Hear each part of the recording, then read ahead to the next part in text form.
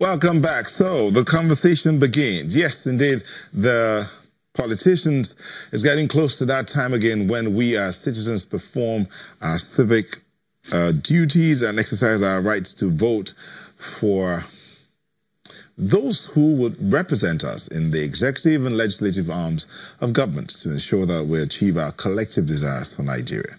As the 2019 general elections draw closer, political parties are beginning to strategize and campaign promises are flowing in different directions. Yes, some coming from the incumbent President Muhammadu Buhari and former Vice President and candidate of the People's Democratic Party, Atiku Abubakar. And then all of them saying they'll pay quality attention to accelerated port development in the country. Both of them have said that.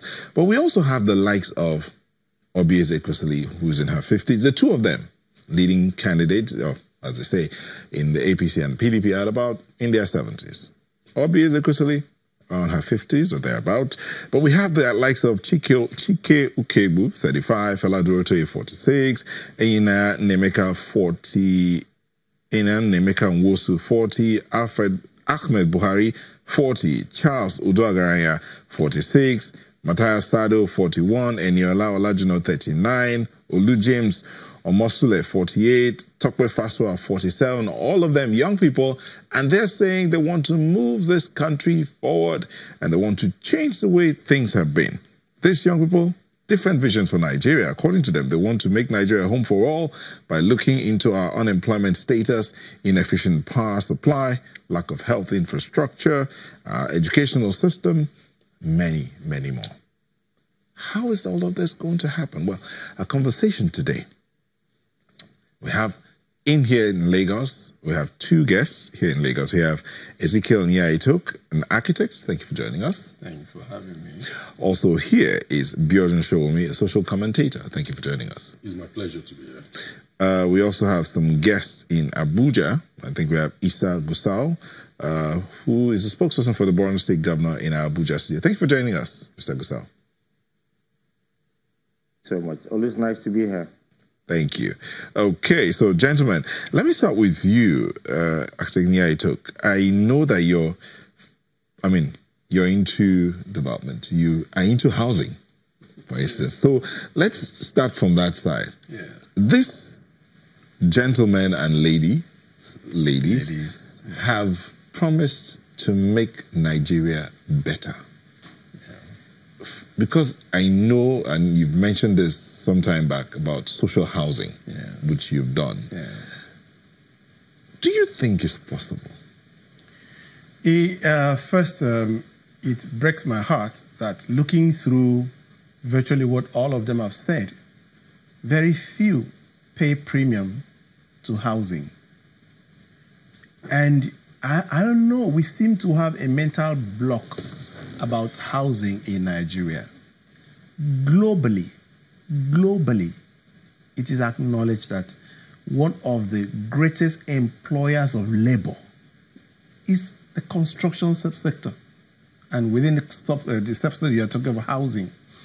More so in Nigeria, because abroad you have a lot of the systems constructions where, everything is factory produced and you get it done in a few days. There are some structures that you can get the houses assembled within hours. But in Nigeria, if you have a housing project of, say, 1 billion naira, I assure you that a minimum of 80, if not 90% of that money is distributed within the locals. Because the locals are going to clear the place. They are going to set out and dig the foundation. They are going to do the blinding, the concrete works. They are going to now lay the blocks after that. So the block molders, the sand suppliers, the cement suppliers, and then you now have the masons, putting up the blocks with their labors. And you now come to the German floor. You have the concreting, all the women that are doing the concreting. You now continue to the lintel level. The carpenter comes in, the iron bender comes in. They put it together. You now go to roof framing. The carpenters come back again. Specialized carpenters at that place. Before you now come to plumbing and the electricals And they are all locals. So there's no better way, faster way to reflect the economy than to embark on massive housing. Massive housing. Not just the fact that housing is a necessity. In fact, housing is a right by our constitution. Okay, we'll take a moment, then we'll come back. We'll look at how this, because from what he said here, all job creation is already sorted out to a great extent, and that's one of the major promises they are making. But we'll look at more in details when we return after this break.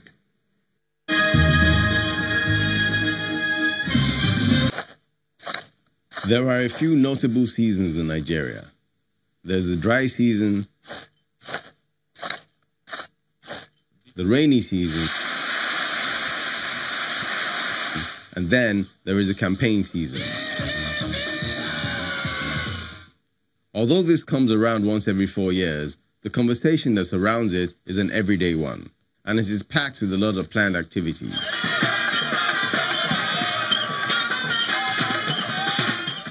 And the Independent National Electoral Commission, INEC, has its eyes on various aspects, some of which are electoral violence, financing of campaigns, and vote buying. We don't want the 2019 general elections to be determined by the amount of money people have and they can go around on election day to buy votes. So how much is allowed by law for political parties to throw around? Here is the picture of what the Electoral Act says about the financial expenses allotted to offices under consideration by candidates. The highest office in the land is pegged